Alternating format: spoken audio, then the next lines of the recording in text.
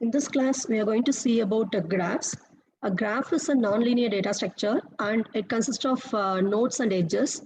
And we are going to call these nodes as vertices, and edges are also called as arcs. And generally, the edges are going to connect two nodes together. And if you consider the general definition of a graph, we can say that a graph is ordered pair of sets V comma E. So it contains two things in the set V and E. It is ordered pair. That means that whatever you write first is nothing but set of vertices, and second is set of edges. The order matters here. And in this, V is a set of vertices and E is a set of edges. And these edges will be connecting pairs of vertices. Let us consider one example. Consider this graph. So in this graph, we have totally 5 vertices. Vertices are referred as circles. So represented as circles. So here we have 5 vertices starting from 0 up to 4. And we are going to represent V as a set of vertices. So you can write V as a set. Within flower bracket, you can write all the nodes one by one. So for that, we need to write the label of the nodes. So they are from 0 to 4. Then next we have to represent set of edges E. So an edge is going to connect two nodes together. So it will have a starting node and then ending node. So in this, we can consider here the first edge. It is connecting 0 and 1. So you can write the edge as 0, 1. So this is the first edge. You can consider the second edge. It is 0, 4. So I am writing 0, 4. Either you can write in this form, or otherwise you can write the edge like this also. Within the flower bracket, you can write what is the starting vertex of the edge, comma, the ending vertex of the edge.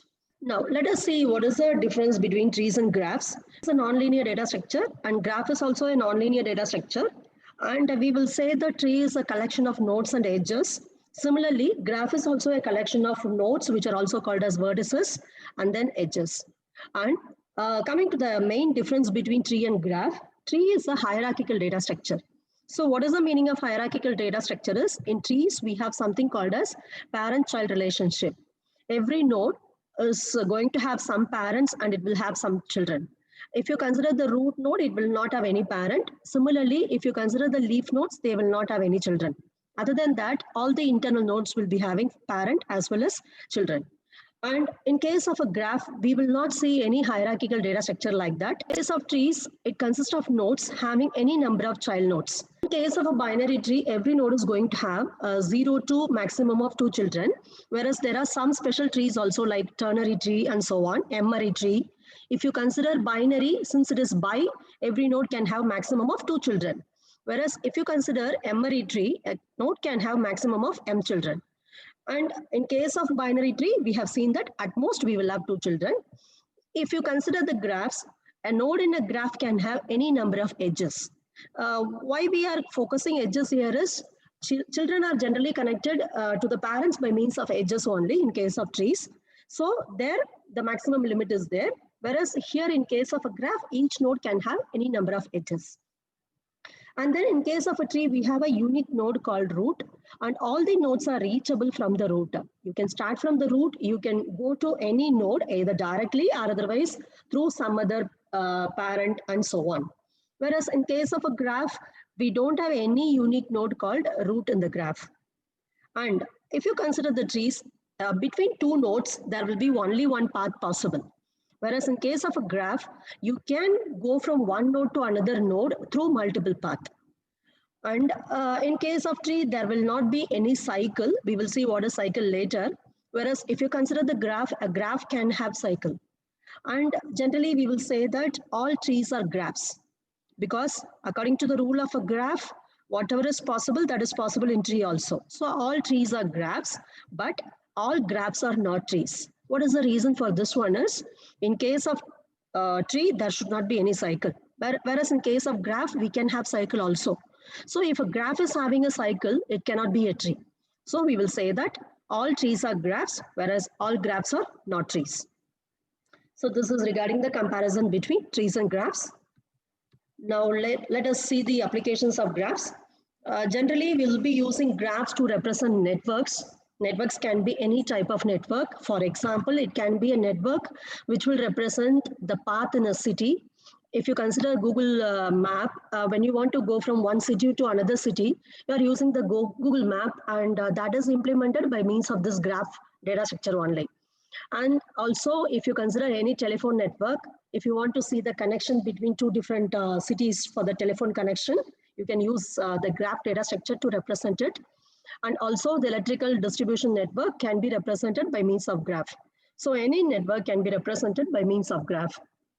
And then generally we will use graphs to represent the World Wide Web. In case of World Wide Web, it is a collection of so many web pages. So to represent the web pages, we will be using the nodes. So every web page will be represented as a node in a graph. And sometimes if you consider a page can have a hyperlink to another page. And even it can have a hyperlink to itself also. So you can navigate from one page to another page. So when there is a link from one page to another page, you will be representing that as an edge. So we can easily represent the World Wide Web by means of a graph. And then we can also represent social networks by means of graphs, like your LinkedIn, Facebook, and other things. They are represented only by means of a graph. Whenever a user joins Facebook by creating an account, automatically it will be treated as one vertex. So when you are a user of Facebook, you will be considered as one vertex. So you can now consider the size of Facebook. It is having so many users around the globe. So every user will be represented as a vertex. Then what is the use of the edge? In your Facebook account, you will have some friends also. So whenever you have a friend, the friends will be represented. Friend is also a user in the Facebook. So you are the user, your friend is also a user. And if he is your friend, then there will be an edge between you and your friend. There are so many millions of users, all may not be your friend. Whoever is your friend, that node will be connected to you by means of an edge. So if you have 5 friends, with respect to your node, there will be 5 edges, each connecting to one friend. So these are some of the famous applications of graphs, and it is not limited only to these things. Now let us see various terminologies in the graph data structure. First, we are going to focus on path. A path is a sequence of edges that allows you to go from one vertex to another vertex. For example, let us consider this particular graph. So in this graph, if I want to show some path, here from 1 to 2, there is a path. So I can represent this as sequence of edges only. An edge can be represented by means of the starting vertex and the ending vertex. So I will represent this as the path is from 1 to 2. So it is represented as 1 to 2. Similarly, if you have a path like this, you can consider here from 3, I have a path to 1. Then from there is a path to 2. Then from there is a path to 4. So this path can be represented as 3 to 1 to 2. Then from there to 4. This is the example. Now, let us see another term. It is cycle. So what is a cycle is? It is a path where the starting and the ending vertex are the same. For example, you consider this one. I am starting from node 2. From node 2, I am going to node 4. Then from there, I am going again to node 2. So I started with node 2. I traveled to node 4. Again, I came back to the same node from where I started. So this is called as a cycle. When the starting vertex and the ending vertex of the path are same, we are going to call that as cycle. Then we have something called as self loop. So what is the meaning of self loop is, if you have a node that is having an edge from the node to itself, then you will call that as self loop. Loop means there is some closing. So self loop means I have a edge from a particular node to itself. So here I have a node A, I have an edge which is connecting A to itself. So it is called as self loop. Then we have multiple edges or parallel edges. So what is the meaning of edge? Edge is going to connect two different vertices. So if you have two or more vertices between, two or more edges between same pair of vertices, that is called as multiple edges or parallel edges. So here I have two nodes A and B. If I have only one edge between them, that is sufficient. But sometimes you may want to include multiple edges also. For every edge, you may want to associate different parameters. So in that case, you can represent more than two edges connecting a node, two vertices. Then we have adjacent vertices and then adjacent edges. Adjacent means your neighbor. So for every vertex, you have to see what is the neighboring vertex. That is called as adjacent vertex. So what is the meaning of neighboring vertex? we will say that two vertices are said to be adjacent if there is an edge connecting them. For example, you can consider the vertices 1 and 2. There is an edge connecting them. So we will say that 1 and 2 are neighbors. Whereas if you consider 1 and 3, there is no direct edge connecting them. Even though they are connected indirectly through other nodes, but there is no direct edge connecting them. So we will not say they are neighbors. So they are not neighbors now. So if I want to find out the neighbors of 1, I have to find out which are directly connected to this particular node. So for node 1, I have only nodes 2 and 4 directly connected. So they are the neighbors. Next is adjacent edges. We will say that two edges are adjacent if they share a common vertex. So whenever there is adjacent term, there must be something which is common. If you consider edges, two edges will be adjacent if they share a common vertex. For example, consider the edges 1, 4 and then 1, 2. So these two edges are sharing a common vertex 1. So we will say that these two are adjacent edges. And next we'll see some types of graphs. We can classify the graphs into various categories. We are going to focus on very important things only. First is undirected graph. So what is the meaning of undirected? There may not be any direction. So if you consider a graph, you look at the edges. If the edges does not point in any specific direction, we will say that the graph is undirected. So if you have 5 edges in a graph, all the 5 edges must be undirected. So what is the meaning of undirected? Generally, we will say that the undirected edges are bidirectional. So what is the meaning is, I have an edge connecting 1 and 2. Since I don't have any direction in that, it is going to say that from this edge, I can go from 1 to 2 as well as from 2 to 1. There is a path from 1 to 2 as well as from 2 to 1 through this edge. That is called as bidirectional. And then we will have directed graph also. That is called as digraph. So in case of a digraph, all the edges will be directed. So if you have 5 edges, all the 5 edges must have a direction in that. So what this direction is going to tell? It is going to tell from which vertex you are going to travel to which vertex. So you can consider the edge between 1 and 2. So from this edge, I can identify that from node 1, I can reach node 2. Okay, and one more thing here is, since you don't have a direct edge from 2 to 1, you cannot directly reach from 2 to 1. Even though you can go from 1 to 2, since there is no edge in the opposite direction, you cannot go from 2 to 1 directly. Maybe it will be possible through some other nodes, but there is no direct connection. So this is called as unidirectional edges. When you have unidirectional edges in your graph, if all are unidirectional, then we will say that the graph is a directed graph. And then sometimes we'll have mixed graph also. So a mixed graph is nothing but some edges will be directed and some edges will be undirected. So here there are 4 edges. Out of 4, 3 are directed and 1 is undirected. So I have a mixed graph like this. Next, you should know how many edges are possible in a graph. That is the maximum number of edges. It is not that all the node can be connected to all other node.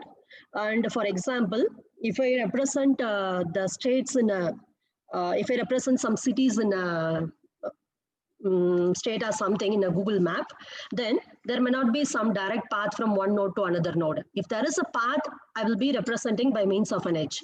If I don't have any path between 2 cities, I will not represent an edge between them. Okay, so what is the maximum number of edges you will have in a graph? It depends upon what type of graph you have. If your graph is a directed graph, every node, let us assume that there are n nodes in the graph, every node can be connected to all the remaining nodes. That is a maximum case. If I have 5 nodes, each node can be connected to 4 other nodes. Okay, so n represents number of nodes in this. So every node can be connected to every other node. So n minus 1 is every other node. So total number of edges or connections I will have in a directed graph with the n nodes is n multiplied by n minus 1. And if you consider undirected graph, if you have an edge from A to B, we will not represent another edge from B to A. So what is the formula for calculating undirected graph is, this is total number of edges in case of directed, divide that by 2. So based upon the number of edges, we are going to classify our graphs into sparse graph and then dense graph. A sparse graph is a graph with less number of edges. Example, if I have a directed graph with 5 nodes, Maximum how many edges I can have? 5 multiplied by 4, that is 20 edges. Suppose if I have only 4 edges, then that is called as sparse graph, because maximum is 20 but I have only 4, it is sparse graph. Whereas if you consider the dense graph, it is a graph with more number of edges.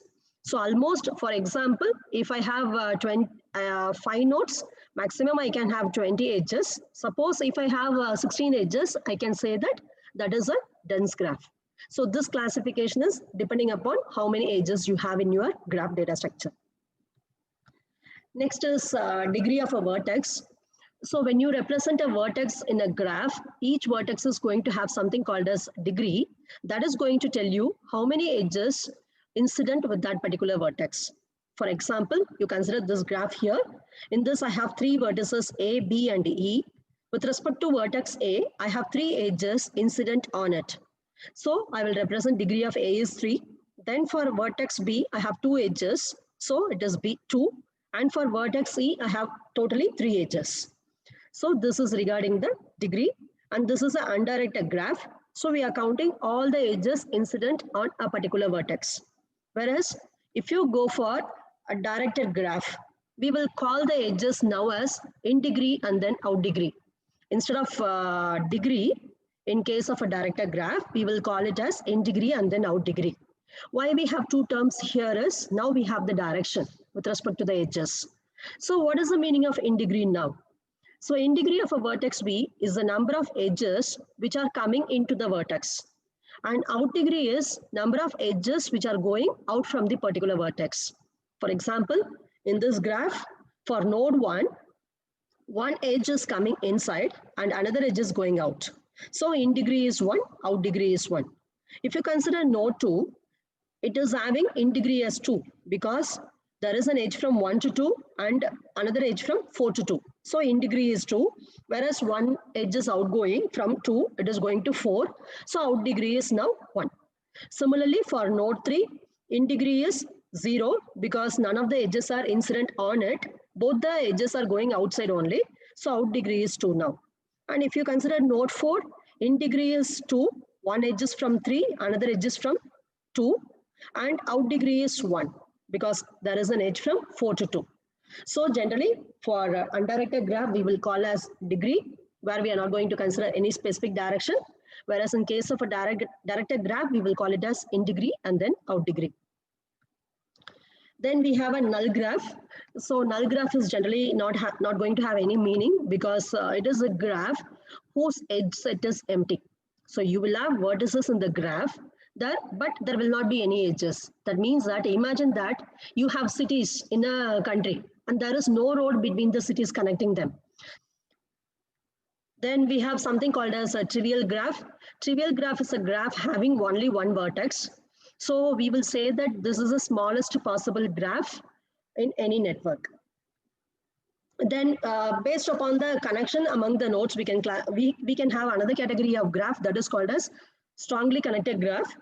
So we will say that a graph is strongly connected if you can visit from any vertex to any other vertex. For example, I consider this particular graph. If I start from vertex A, I can reach all the remaining vertices from B, C, D, E, F, G, and H. So if you can reach from any vertex of your graph to any other vertex, then you will say that it is a strongly connected graph. And you must have at least one path between every pair of vertices. Then there is something called as a disconnected graph. So a graph is said to be disconnected if you cannot reach from at least one of the vertices to another vertex. For example, I can consider here from A, I can reach B, C, and D, whereas from A, I cannot go to the remaining part. E, F, G, and H are not reachable from A. Similarly, they are not reachable from D also. Then regular graph. Regular graph is a graph in which the degree of all the vertices is same. For example, here you can consider here the degree of A is 2. At the same time, degree of B is 2. Degree of D is also 2. If you have n nodes in the graph, if the degree of all the nodes are same, we will not say what is the value, but the degree of all the nodes are same. Then we will say that it is a regular graph. And if all the vertices are having degree as k, then we will call it as k regular graph. So if you consider in this, all the nodes are having degree as 2, so it is called as 2 regular graph. Then based upon whether we have cycle or not in your graph, we can classify into cyclic and then acyclic graph. A cyclic graph contains cycle, and it is going to have a path that starts from a vertex and then ends at the same vertex. That is called as a cycle. And in case of acyclic graph, you will not have any cycle in this. For example, in this first diagram, there is a cycle. I start from node A, I'm going to D, then C, B, finally I'm reaching back at node A. So there is a cycle now. I'm starting from the vertex and I'm ending at the same vertex. So this is a cyclic graph. Whereas in this graph, we have totally 4 nodes and 3 edges are there and there is no cycle. So it is called as a cyclic graph. Then we have another category like finite and infinite graph. Finite graph is a graph which contains finite number of vertices and then finite number of edges. So once you start, you will say that this is going to be my final graph. If you say like that, it is called as finite graph. But in case of networks like social networks like Facebook, LinkedIn, we cannot have a finite graph because users are adding every moment. Every moment new users are joining Facebook and by creating the account. So there we will have something called as infinite graph. So infinite graph is going to have infinite number of vertices and then edges. Then other category is bipartite graph. So in case of a bipartite graph, you can divide your vertices into 2 sets. For example, here I have totally 7 nodes and I'm going to divide them into 2 sets. The first set is going to have the nodes A, B, C, and D. And the second set is going to have nodes P, Q, R. And if you consider this graph, the nodes in the first set, that is A, B, C, and D, they don't have any connection among them. There is no edge connecting the nodes in the same set. Similarly, if you consider P, Q, R, there is no connection among them. But the nodes from set A is connected to nodes in set B. That is possible. If you have a graph like this, that is called as bipartite graph. So the vertices can be divided into 2 sets X and Y. The vertices of set A can be connected only to the vertices of set B. And none of the vertices belonging to the same set will be connected to each other. If you have like this, it is called as bipartite graph. Then we can have the classification as simple and multiple graph or multi-graph. So in case of a simple graph, we will not have any self loop and we will not have any parallel edges. Now you know what is the meaning of self loop. There is an edge connecting a node to itself. So we should not have a self loop. At the same time, you should not have any parallel edges between 2 vertices.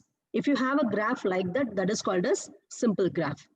And in case of a multi-graph, the graph having no self loop, there will not be any self loop, but you will have parallel edges in the multi-graph. For example, here, if you consider the nodes E and D, between them, we have 2 edges. So it is called as now multi-graph. Then we have, in some cases, weighted graph. So what is the meaning of weighted graph is, if you have edges connecting the vertices, for the edges, you are going to represent something called as weight, which is also known as cost. So if you assign weight to all the edges in a graph, that graph is called as weighted graph. So what is the meaning of the cost or weight? For example, if you imagine these things as city, when there is a path from one vertex to another vertex, then we will represent an edge. And for the edge, we are going to give a value. So what this value is going to tell us, what is the cost of reaching the node 2 from 1 using that path. For example, in case of your traffic or city network, from city A, you can have multiple paths to city B. I can start from Chennai, I can go to Bangalore in many ways. For every way, we are going to write some weight. So generally, our aim is we are going to select a path with minimum weight. So what is the meaning of weight in the traffic highways? It's nothing but it will tell you how much time you will take to travel in that particular path. Generally, when you book some car or taxi, automatically you are giving the estimated time. That is depending upon the quality of the path. So based upon the quality of the path, you can assign weight to every path. And whenever you want to select anything, In case of multiple paths available, generally we will go for a path with minimum weight. Then we have another category as complete graph. So complete graph is a graph in which each pair of vertices is connected by an edge. For example, if I have a node A, that will be connected to all the remaining nodes in the graph. So here you can consider a graph. I have totally 5 nodes. If I say that graph is a complete graph, every node will be connected to all the remaining nodes. So if I have totally 5 nodes, every node will be connected to all the remaining 4 nodes. So total number of edges I will have in a complete graph is 5 multiplied by 4 if it is a directed graph. Okay, if it is an undirected, you can consider here it is 5 multiplied by 4 divided by 2.